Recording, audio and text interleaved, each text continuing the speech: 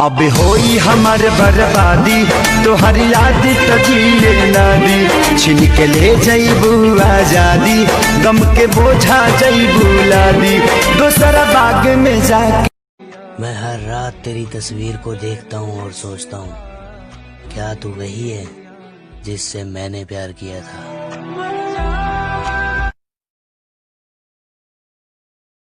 Call, एक call के इंतजार में बैठा हूँ।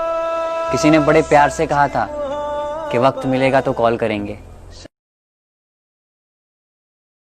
जान, नाराज हूँ मुझसे? ये भी कोई पूछने की बात है?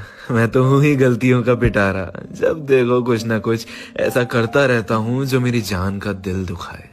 पता है, कभी कभी आप किसी शख्स को खोने से इस कदर डरते हो कि आप जितना ज्यादा ध्यान रखते हो कि आपसे कोई गलती ना हो, आप उतनी ही गलतियां कर बैठते हो। और मुझे पता है, मैंने भी आपका दिल बहुत दुखाया है।